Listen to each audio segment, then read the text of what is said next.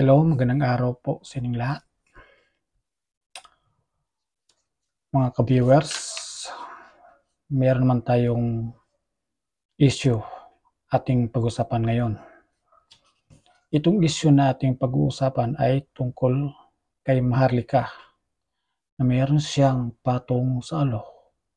Ang patong ng kanyang ulo ay 10 million. So, ayun guys. Bakit may patong sa ulo si Maharlika? Alam niyo guys kung anong dahilan? Ito ay dahilan sa kanyang pagsisiwalat ng 450 billion pesos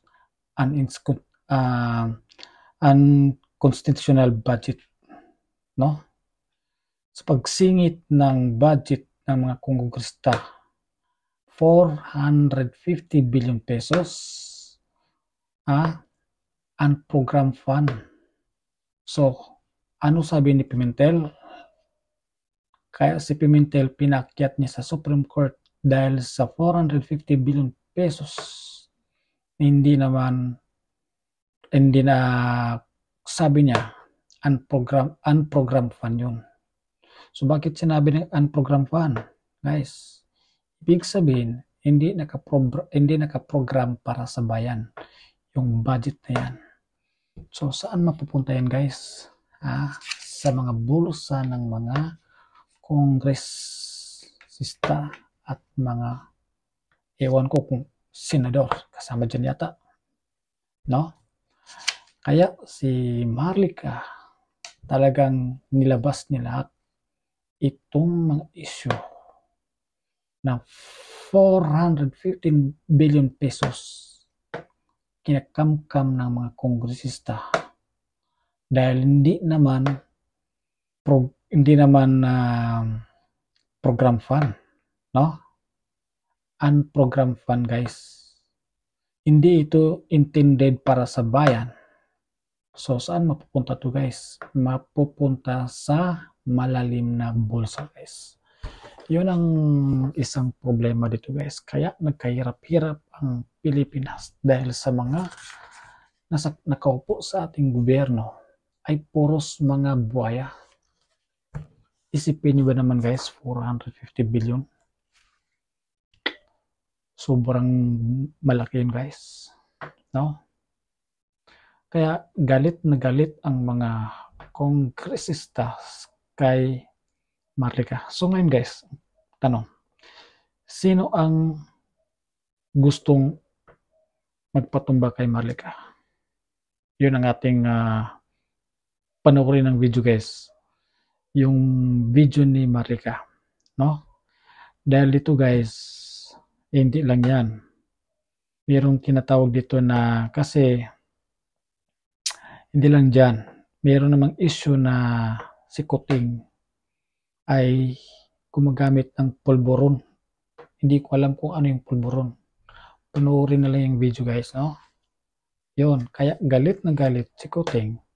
Pati ang kanyang asawa na si Ahas ay gustong ipatumba si Maharlika. Kaya ang ulo ni Maharlika mayroong patong na 10 million pesos. Yun guys. Alam mo kung saan galing 10 million yun guys? Galing sa PCSO, pera ng bayan. Yung sinasabi na lang na loan better scheming na may nanalo pero ang totoo kalukuhan, no? Pero ito guys, panoorin nyo na lang yung video at pakinggan nyo.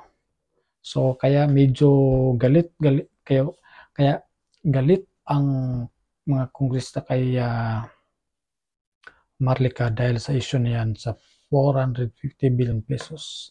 Dahil nung nakaraan, yung national budget 2024, 5.768 trillion ang laki.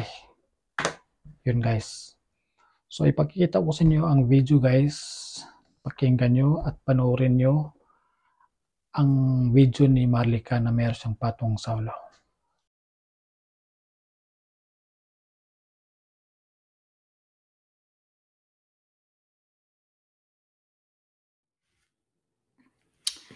Hello, magandang araw palangga. Magandang araw sa inyong lahat.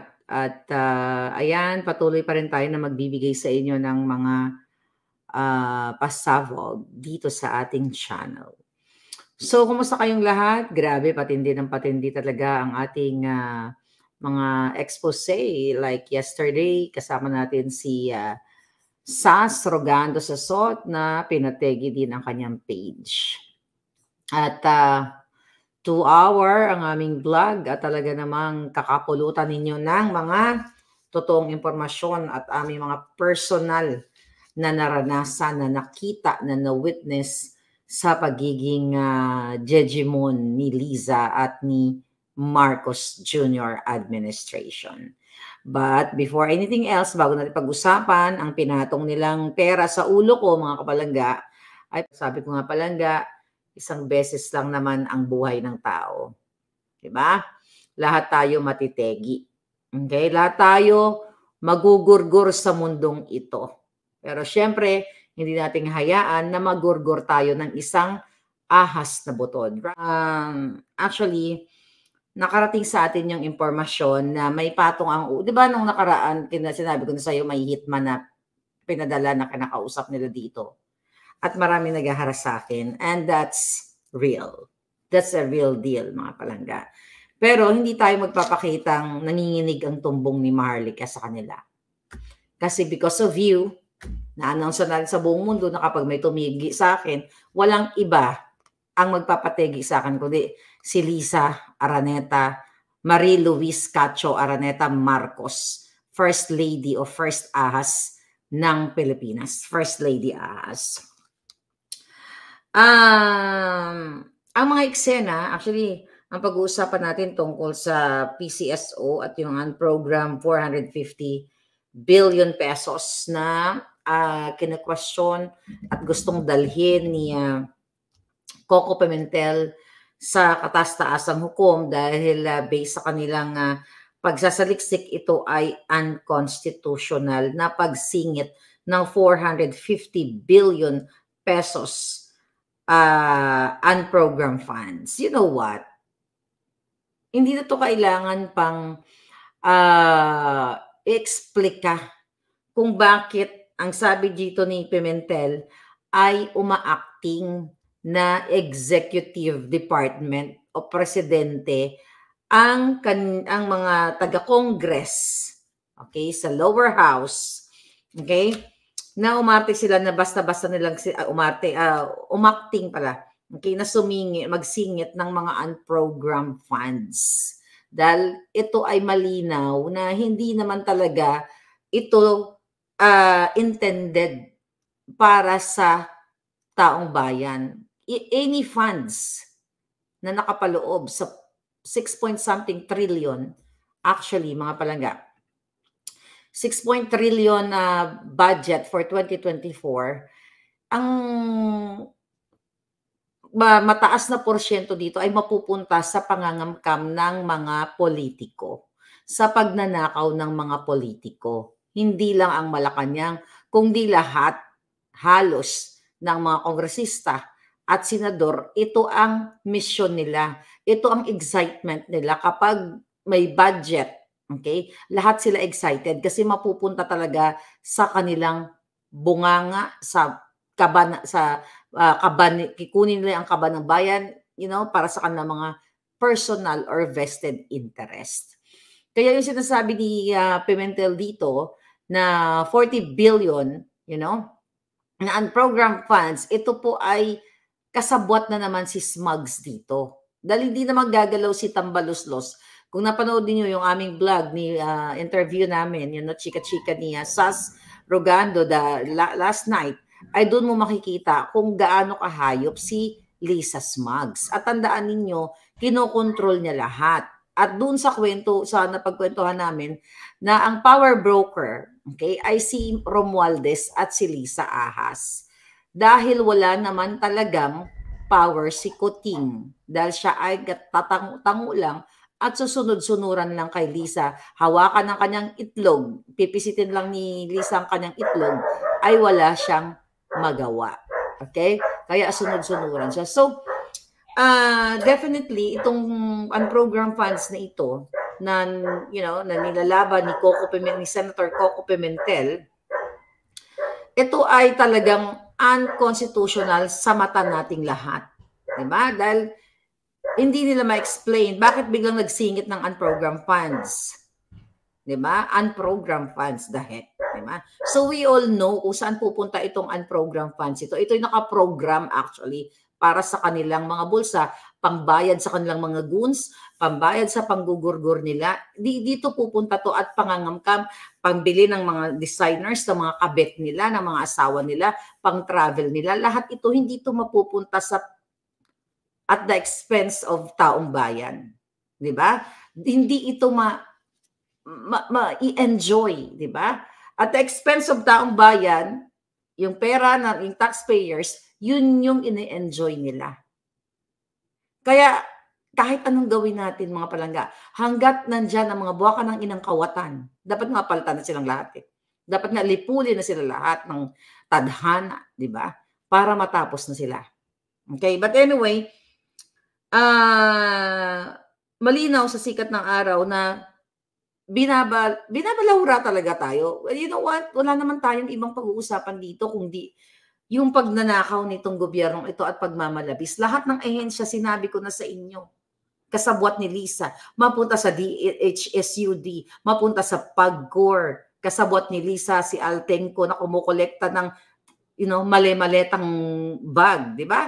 Naiulat na natin sa inyo yan. Pumunta ka sa BIR, pumunta ka sa Customs, pumunta ka sa Department of Agriculture. Bottom line is the intention ay pahirapan lalo ang mga Pilipino dahil ang mga politiko lamang ang nagiging maalwan o bumangon sa Pilipinas. Dahil hawak nila ang pera ng bayan at hawak nila yung power, kaya nila kayong gipitin lahat at lalo na ako. Okay? So, punta tayo dito sa PCSO. Okay? Sa Philippine Charity Sweepstakes na pinamumunuan ni Mel Robles na kasabwat ni Lisa sa lahat ng kanyang mga anomalya. Kasama na si Taning, di ba? Si Arjen Nieto. Na jejemonyo lahat tong mga to. Napag-usapan namin ni Sas at mismo si Sas ay narinig niya at nakita niya ang mga plano ni Lisa ng Marcos Jr. na anak ng diktador. Okay? Totoong anak ng diktador nga. Okay? Kasi nagpapadikta.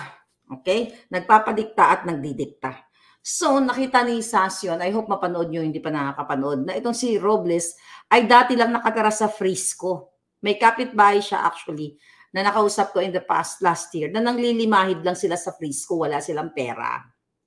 Mahirap lang ang buhay at na-train kay yung religious group, okay? Na-train doon at nagkaroon ng mga connection si Robles at nakapasok sa politika, natutong mangamkam at magnakaw. Kasi kung ito ay clean money, mga palangga, kung ito ay negosyo galing sa malinis na pera, alam din yan ng kapitbahay. So yan ang background ni Robles sa PCSO. Pinlano na nila ito at sinabi ko rin sa inyo kagabi na a friend of mine, actually, na-inform ito sa akin, the puting ahas, actually, na talagang pinag-usapan nila ni Lisa nung time na yon, nung meeting na yon, na sabi ni Lisa Ahas, Mel, bahala ka na sa kukobrahin natin sa PCSO. Okay?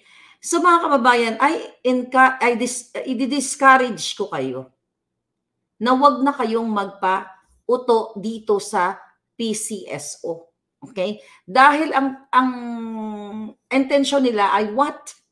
Kamkamin ang pera ng Pilipino. Magpanalo ng loan better. Okay? So, remember December, itong December nakaraan, di ba? May vlog tayo dito, pinasadahan natin ito. Na sinabi ko sa inyo na inapprove, okay, ni Mel Robles, dito sa ating notes palangga.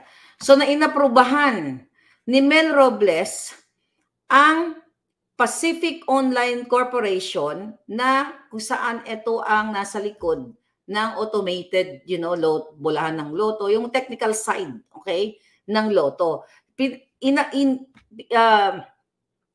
Inapprove ni Robles, ng general manager, itong Pacific Online Corporation na ang nasa likod ay si Martin at yung kapatid niya at yung si Mark Ledesma, yung kanyang pamangkin ni Lisa. Okay? Yan ayon sa ating puting ahas.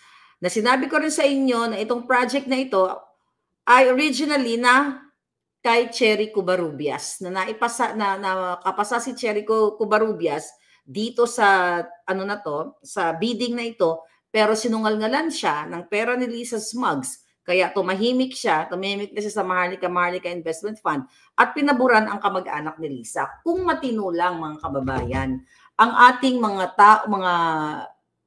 kongresista at mga senador at sila ay nandiyan para sa inyo. Ulitin ko, madali lang po lahat hulihin ito. Madali lang ito imbestigahan ng totoong investigation para malaman ng bayan kung sino ang mga nasa likod nito. Ay actually inuulat na natin. Binibigay na natin yung information galing sa puting ahas, pero deadma lang. Kasi halos lahat ng nasa kongreso ay nasungal-ngalan na yung mga bunganga nila ng pera.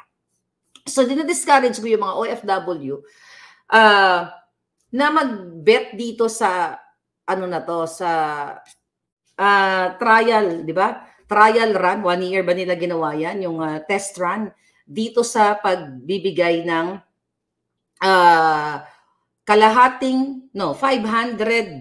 million na pot money sa loto para i-entice ang mga OFW dito sa kanila daw na pakabog. Okay? Pakabog, December pakabog ni Mel Robles. Di ba inulat natin yon? Ano ang intention nung pakabog para sa mga OFW o sa mga mananaya ng loto, mga palangga? So mga kababayan, doon pa lang na sinasabi ni Langka Robles, okay, na ini-entice nila, binubudol nila ang mga OFW na kahit nasa Amerika kayo, nasa kung saan man kayong, nasa labas kayo ng bansa, na pwede na kayong tumaya sa loto online. Para what? Anong purpose nun? Unang-una para pagkaperahan kayo, sa iri ng pera ng Pilipino. Ngayon, kailangan mo lang daw ng ID at saka SIM card na based in the Philippines. Unang-una ang target nun is kunin nyo mga impormasyon ninyo. Picture nyo, di ba? I-download nyo and everything. At pwede nila, hindi pwede, ayon sa ating puting ahas, gagamitin nila sa susunod na eleksyon, 2025 and the rest ng mga election, gagamitin nila yung mga impormasyon ninyo. Kaya nakakatakot at pwede din nilang gamitin sa inyo pangharas. Alam mo kung bakit? Let's say for example, nagko-comment ka dyan, Juan de la Cruz. Minura mo si Kuting. Kuting putang ina mo, ganyan Juan de la Cruz. Dahil hawak nila yung impormasyon ninyo, mga palangga. I-click lang yan sa database. Juan de la Cruz, sinabi si Kuting, bangag, nagpulburon. Boom. So kahit nasa London ka, kahit nasa ang bansa ka, makukuha yung impormasyon mo. Okay? Kung liliwanagin natin ang ating kaisipan, kayo dyan, may mga loto, may mga lottery naman sa iba't ibang bansa, di ba? Like dito sa Amerika. Pag nagda-drive ako, mga palangga, nakikita ko sa yung mga signage sa daan, Mega Lotto, Powerball, di ba? $400 million, $800 million, nag-change siya. Nag-change yung winning money, yung pot money, depende sa taya ng mga tao. Di ba? The more taya, the more winning money. Pero sa case ng PCSO sa atin sa Pilipinas, kung babalikan ninyo yung balita, ang sabi ni Langka Robles, Langka, gurududu. Okay, binagsakan ng Langka ang feslak ng hitad. Okay. Inassure niya na, kumbaga, the word assure is not yung, yung sure ball na. Okay, yung natin dito. May patong sa ulo si Maharlika. Ito, kailangan nyo marinig. Buksan nyo yung mga mata ninyo at ang mga tenga ninyo, mga kababayan. Nakarating sa akin ang information, Okay? Na ang loan, kaya sinasabi ko sa inyo na ang loan better ng 571 million ayon sa ating puting ahas. Kaya dapat sagutin ito ng mga buwaka ng ina, lalo na si Lisa, si Robles, versus magsisinungaling yan. Dapat talaga susugin to mga hayop na to. Na nag-meeting sila sa Quark. Okay? Sa Quark, the Quark restaurant, which is napuntahan ko yon mga palangga. Okay? Kung saan favorite ni Lisa na maglasing doon. Okay? Ngayon, pumunta sila doon mga kababayan. Dali lang, maraming mga puting ahas na messages sa atin na dumarating. Nako, mga maiinit na mga balita. Okay? Wow. So, nakarating sa atin ang impormasyon mga palangga na bago pala umalis si Robles papuntang Amerika. Nandito siya sa Amerika ngayon. Nag-shopping silang mag-asawa mga palangga. At may mga bit-bit silang mga alipores nila na sobrang pag-shopping nila ng mga designers dahil ikaw ba naman ang loan better eh. Okay? Mga kababayan, okay, pinag-iingat ako ng aking puting ahas. Dahil narinig niya mismo, okay, narinig nila mismo, mga kababayan, na kailangan nyo malaman na yung 570 something million, 571, 570, sige, na tinamaan noong loan better na sinasabi, bago pa tinamaan, ito ay regalo ni Lisa Ahas Mugs kay Robles. Kaya naman shopping galore sila dito sa Amerika, sa kung saan-saang, lugar pa. Regalo ni Lisa, yung 570 million na tama sa loto, kaya ayon sa ating puting ahas, narinig nila na nag-volunteer si Mel Robles na kukuha ng multimillion, magsimula mo tayo sa 10 million para sa ulo ko. Nakita ninyo? So, narinig ng aking puting ahas mismo doon sa Cork Wine Bar sa BGC. Napuntahan ko to, nakakain ako dito palangga sa lugar na to.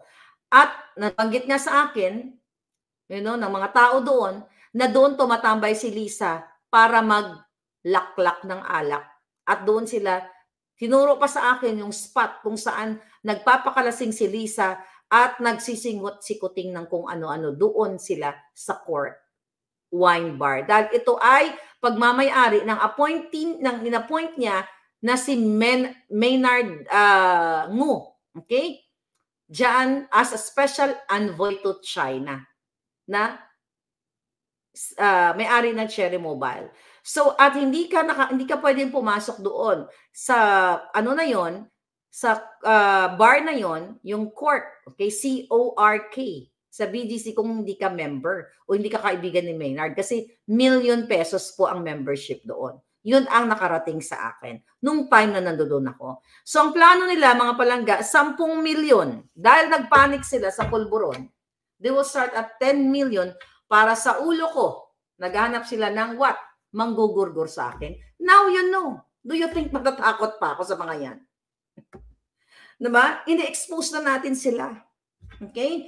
So, kung ayon sa ating puting ahas, dapat sagutin ng mga buwaka ng inang ito at kayo, Kongreso, Senado, kayo, lalo na kayo mga military men, mga palangga, kung mga mahal ko lang, ang dami kong mga palanggang mga binisaya dyan.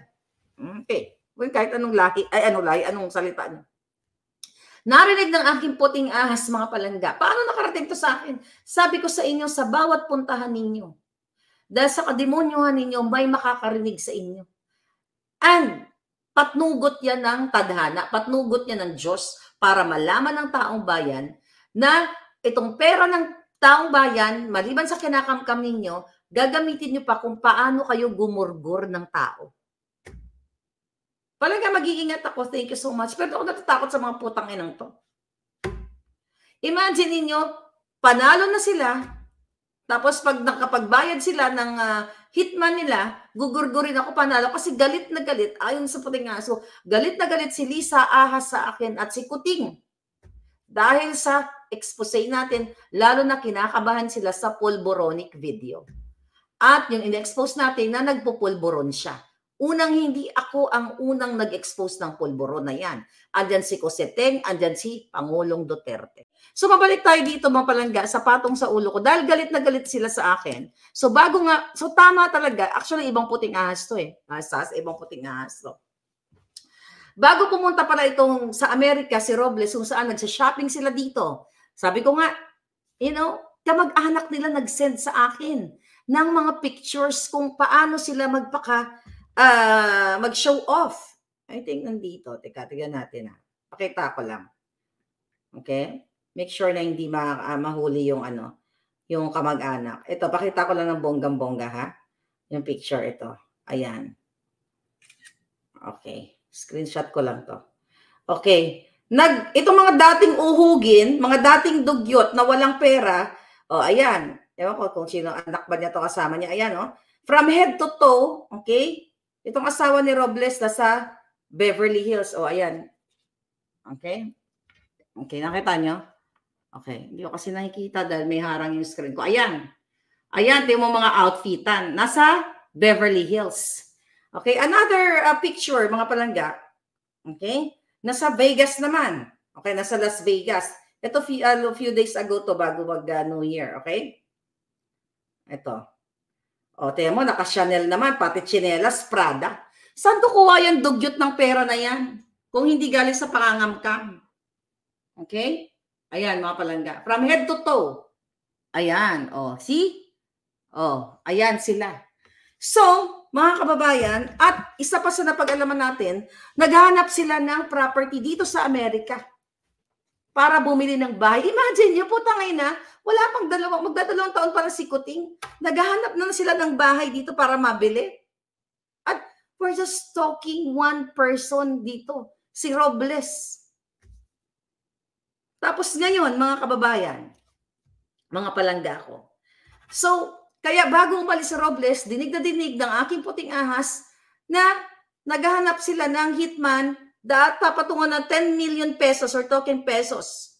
Tataas pa, depende.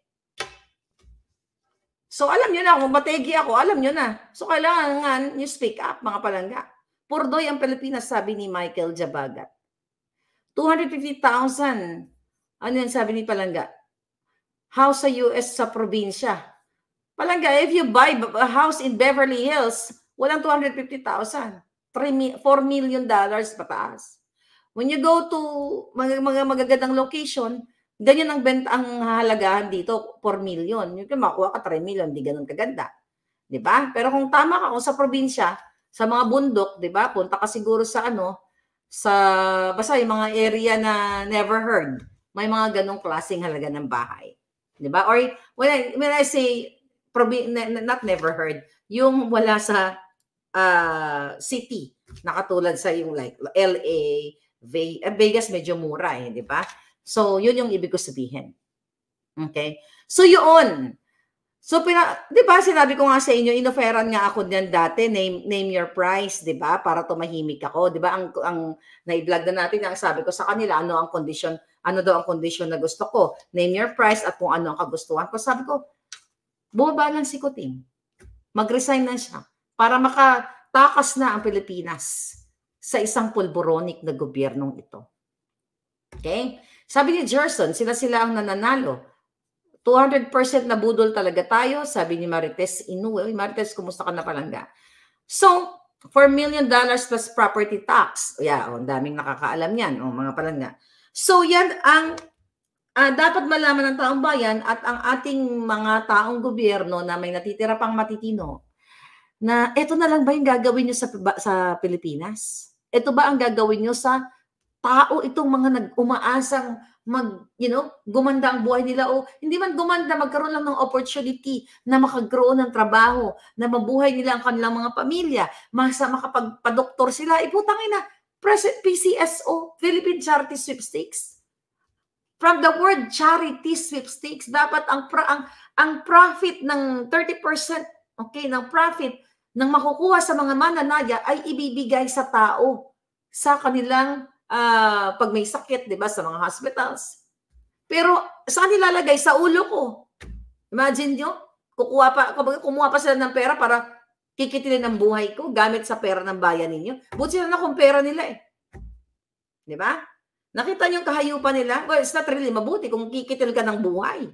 So nakita ninyo kung paano nila tarantaduhin ang mga tao. Ako ang number 1 na example, Palangga, na kung kaya akong ganituhin ang buwaka ng Inang Lisa at Marcos Jr. sa kabila ng suporta ko at ngayon gusto na nila akong patayin dahil ako'y nag-speak up.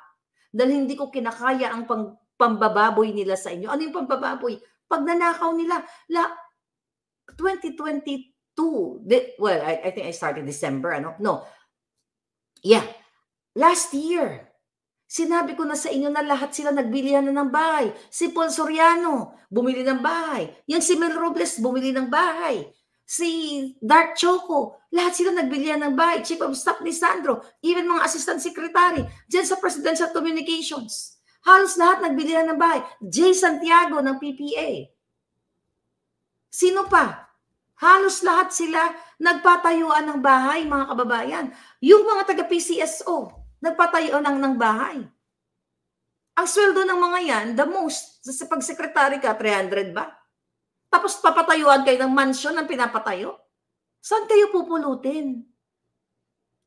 Sino ang kakapitan ng Pilipino? Kaya ang mga Pilipino kumakapit sa patalim. Ano yung mga patalim na kinakapitan nyo na kahit kayo ay ayaw nyong iwanan yung mga anak ninyo, mga Palangga?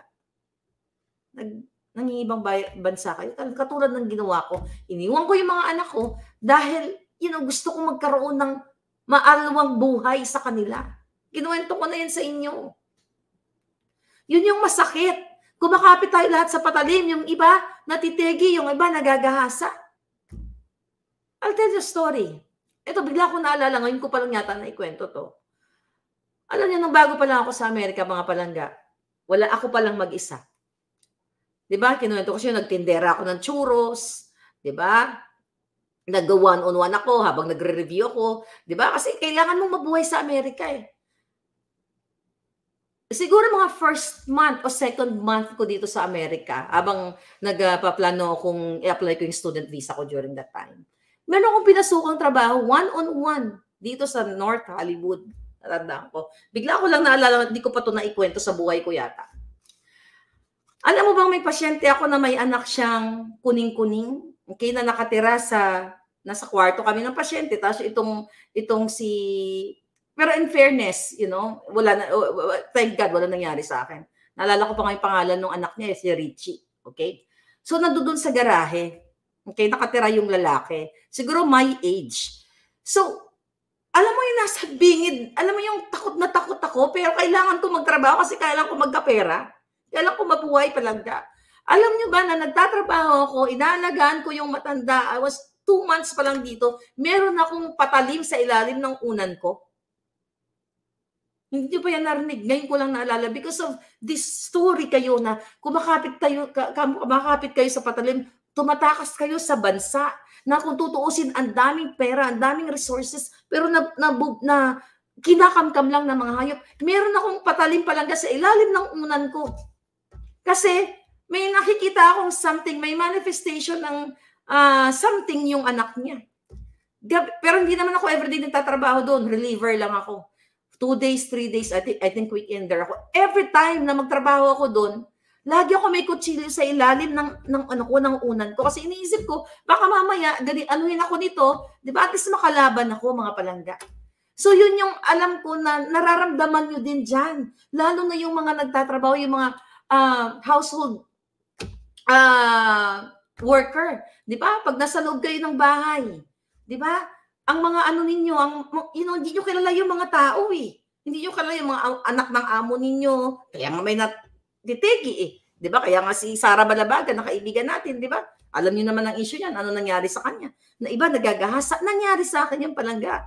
Kaya ito yung laban ko, kaya nalagpasan ko na yung mga laban na yun. Okay? Andiyan dyan yung inaapi tayo dahil Pilipino, dahil yung accent ko matigas. Sinabi ko na ang kwento na yan, pero lumalaban ako. Duduruin ko din. Sasapakin ako, bubuljakin ko din. Di ba? So dito yung Pilipino, tapos putang ina sasabihin lahat ng mga, sabihin ni Kuting lagi, yung mga drama-drama, na tayong lahat ay kayo mga OFW, mga bayani, at ngayon gusto pang kunin yung information ninyo sa pamamagitan ng loto-loto na yan para gagamitin na sa eleksyon. So kaya ito yung pinanggagalingan ko, mga palangga. Alam ko yung sitwasyon nyo dahil naranasan ko. Naranasan kong walang pera, naranasan ko walang makain, naranasan ko walang pamasahe, naranasan ko lahat ng kahirapan na naranasan ng isang OFW. Lumaban lang ako. Lumaban lang tayo para maayos ang buhay natin. And thank God, wala naman nangyari sa akin nung time na yon. So ngayon papatungan nila yung ulo ko, mga palangga, at gagamitin galing sa loan better daw. Na sila lang naman ang loan better, mga kababayan. So ngayon, bakit ako lang sa inyo kung ano itsura ng ano ko ng mukha ko, ng ano ko dito. Hindi ko alam na nangyayari dito. Ayan, hindi ko makita yung mukha ko kasi nakaharang. I don't know. Ayan, Facebook care. I don't know. So anyway. So yan, dinig na dinig ng ating puting ahas na nagpapanalo at nagrepresenta si Mel.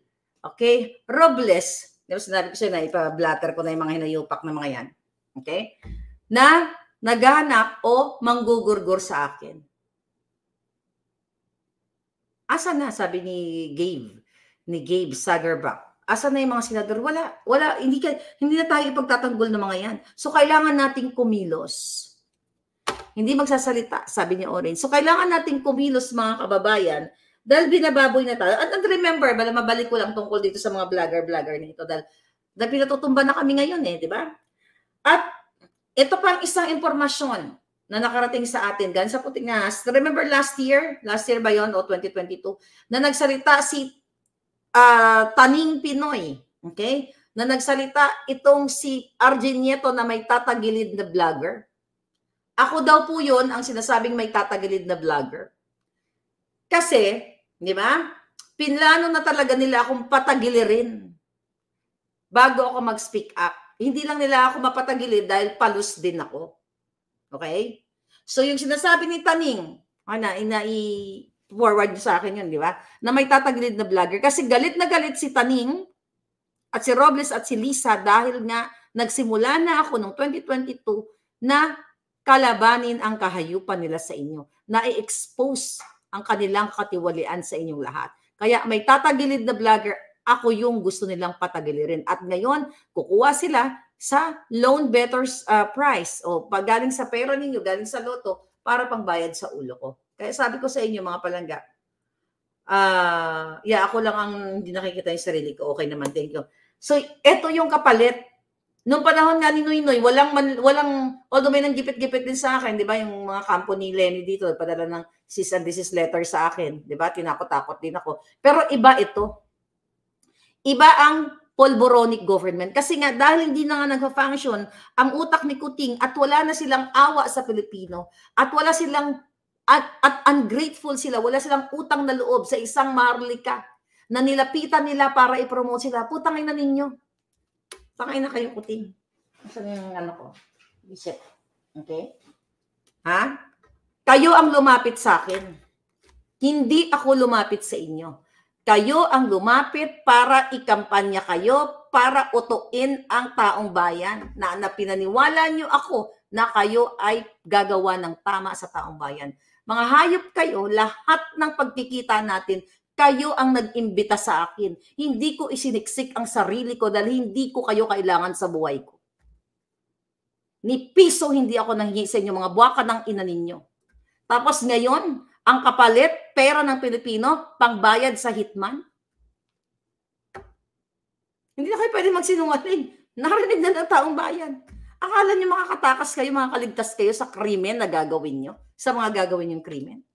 Hindi lang akong binarumbado nyo. Pati si Atty. Glenchong, si Atty. Vic Rodriguez, lalo si Atty. Glenchong nung time ng campaign, tinatawagan ko yung mga yan, Atty. Glen, nasa na kayo? Ano sasabi sa akin? Nilamay, dito kami ma'am, nagkakabit kami ng ganito, ganyan, ng mga tarpaulin, Tapos mga puki na ngayon na ninyong hayop kayo.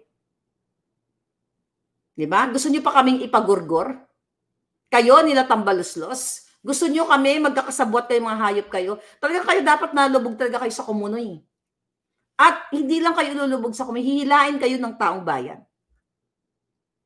Yan ang kailangan nyo malaman kung si Maharlika Palangga na tumulong sa kanila, na naggastos ng sariling pera like you, na mga supporters, umuwi ng Pilipinas pabalik-balik to support them at to support the Filipino people. Hindi ko sila sinuportahan actually dahil gusto ko sila maging friend. Sinuportahan ko sila kasi nangarap ako doon sa matupad nila yung pangako nila para sa OFW, para sa sinabi ni Kuting na, mga OFW, naman, na dapat umuwi na sila ng Pilipinas, dapat ang pag-abroad ay choice na lang, optional na lang. 'Di ba? Doon ako, hindi ako naging supporter nila dahil sarado utak ko, dahil makipag-BFF ako sa kanila. Hindi ko kailangan ng BFF na pulboronic o mga sanggano o mangingitil ng buhay. Dahil kung gusto ko lang, okay, magaling na artista si Bongbong, sabi ni Sas. Okay? Yeah, artista nga. Okay, dapat nag-artista ng hayop na yan. So, wala yan, si Sas, di ba? Narinig yun na, panoorin yung vlog namin kahapon. So, nakikita ninyo na lahat ginawa ko. Ginigising ako ng mga buwaka ng Genemis na yan, madaling araw. Para lang i-interviewin si Kuting, para lukuhin kayo. Hindi ko alam yun talaga. Kung alam ko lang, nalulukuhin kayo, hindi sana, hindi na nangyari ito. So, kaya ito yung sinasakit ng loob ko.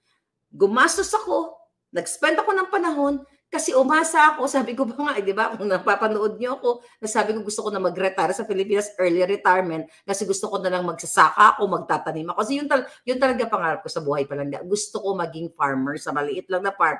Pagising ko sa umaga, yun yung retirement na gusto ko. Di ba, kaya gusto ko mag-retire, hindi ko pinangarap na ito, kakamkamin pala ng mga jutang Genemes. Diba? So yun, ang kinagagalit ko dahil instrumento kami nila Sas, kayo, Zoro, lahat tayo na bumoto, hindi lang ako. Instrumento tayong lahat sa ating mga pamilya, sa inyong mga anak na pinoto natin itong pulboronic na ito. Nagkamali ba tayo? Hindi. Sila ang nagkamali. Itong Kuting na ito at si Senator Amy Marcos ang nagkamali sa atin at kasama si Sara Duterte dyan na nabudol din. Dapat mag-speak up na din si Inday. Binudol tayo, pinaasa tayo. Ano ba ang power ng mga Pilipino kung tutuusin, di ba? Ano ba ang power ng isang maliit, it just so happen na may social media tayo, kaya may power tayo ngayon. Kapag binangga mo ang mga malalaking negosyante, di ba? Pinangakuan tayo na babangon muli ang Pilipinas, sama-sama, chuchu-chuchu. Putragis, ang pinabangon nila, sila-sila.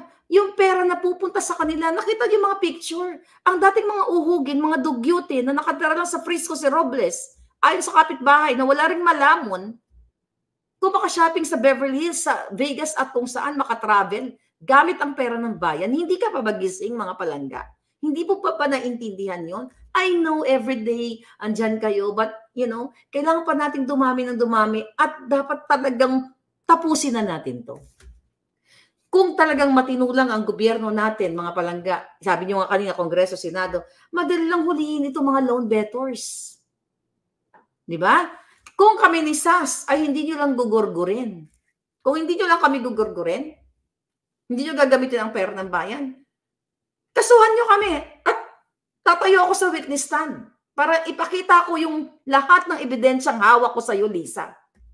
Kaso, paano ka pupunta sa Pilipinas, itinamnan na ako ng kaso, di ba? Di ba, ginawa na ako ng address? Tapos ako? Sabi ko, hindi ako magpapakarisal.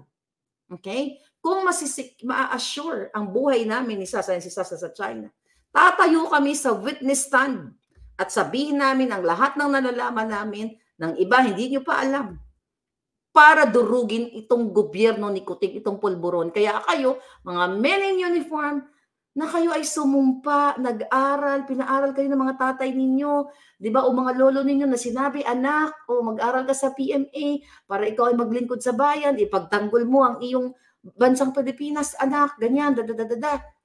Sir, ma'am, come on, let's do it. Huwag na natin patagalin to. Itodo na natin to. Sobra na kawawa yung mga Pilipino. Hindi ba kayo naawa, mga sir, mga ma'am? Paglabas nyo sa bahay ninyo, ang larawan ng kahirapan, ang mga tao nagpapakahirap, nagtitinda sa palengke, ang mga nag-oopisina, mga middle class, wala na nga tayong middle class, poor and rich na lang halos eh. Di ba, nakipagsiksikan sa MRT. Tapos yung mga taxes nila nagbabayad, nanakawi lang nang mapupunta lang sa mga jutang ginemes, sa kipay ni Lisa, sa bisyo ni Bongbong na pulburon, sa pang-shopping ng asawa ni Mel, sa pambili nila ng bahay, o nakabili na ng bahay, lahat. Tapos kayong mga nurses, doctors, teachers o mga regular employees sa mga opisina, tuwing umaga, gumigising kayo, nakipagsiksikan sa MRT, sa jeep, sa bus, lahat. Dahil gusto nyo magkaroon ng maayos na buhay. Tapos yung mga taxes ninyo na binabayad buwan-buwan, napupunta lang sa mga buwaka ng inang mga politiko. Kailangan nga nating mag-speak up at tanggalin na natin itong pulboronic gobyerno ito dahil binetray na po kayong lahat ni Ferdinand Marcos Jr. aka Kuting ng Norte. Hindi siya ang nagpapatakbo sa Pilipinas. Ang nagpapatakbo ay si Liza Ahas Araneta Marcos. Hindi lang siya nagpapatakbo, kundi pinapatakbo niya yung mga bagman niya para itakbo ang pera ng bayan. It's your choice.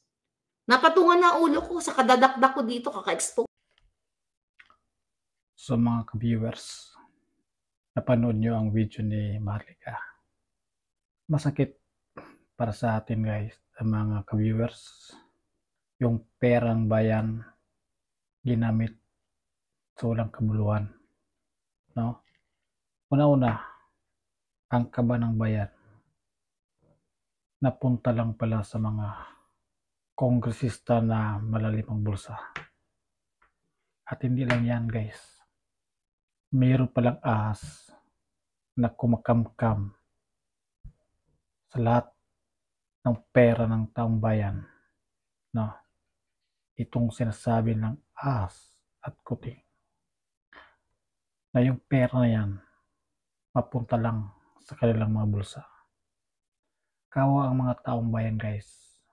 Una-una, tama nga naman, sabi ni Marlica, nagsiksikan ka, sumakay ng MRT, magbabayad ka ng tax. Lahat tayo nagbabayad ng tax. Yung tax na binabayaran natin, ang hindi natin alam ay napupunta lang pala sa buhaya.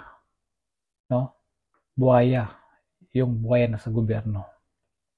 Kasi nga, yung nakaupo dyan sa gobyerno natin, walang ibang inisip kundi ang perang kaba ng bayan. So tayo mga taong bayan, nagbabayad ng mga tax. Ang hindi natin alam, pinaplano na pala. No? Kasi nga totoo, pag sinabing national budget, dyan ang excitement. Bakit? Kasi dyan sila makakurap ng budget. Makakurap sila ng pera. Katulad ng National Budget 2024. 5.760 trillion guys. No? Una-una guys, lahat ng mga kongresista dyan guys, may mga kickback yan sila guys. Lahat yan sila. Kung kasama dyan ang senador, meron yan din sila. Kasi sa bawat congressman guys, na pinapasa ng mga proposal project nila, lahat mga yan may mga budget yan pinipresenta sa lower house. Kaya excitement yan sila pag pinirman, yung pag sinabing National Budget 2024. Grabe excitement. Bakit? Malaki naman ang makukurap nila. No? Tingnan naman itong video na to. Yung issue naman guys, sa 2024 budget ng 540 billion something, or diba? Bakit nagkaroon ng issue dyan? Ano sabi ni Pimentel? Unprogram. Ibig sabihin ng program guys, hindi nakaprograma sa taong bayan, para sa bayan. yung budget na yan. Kaya tinawag na unprogram. At sinabi ni Pimentel, unconstitutional guys. Oh, di ba? Kaya gusto ni Pimentel iakyat sa Supreme Court dahil questionable. Ngayon, kaya galit sila kay Marlica dahil si Marlica talagang nilalabas niya lahat ng mga baho. So kaya guys, tayo mga taong bayan, sa next na election kailangan una-una yung mapagkatiwalaan. Kasi kung hindi natin inisip yun, tayo ang kawawa. Kasi yung pera na yan guys, una-una lahat ng politiko na kaupo, walang ibang inisip kundi ang posisyon, kundi ang pera. Yun guys, yun ang issue. So guys, maraming salamat.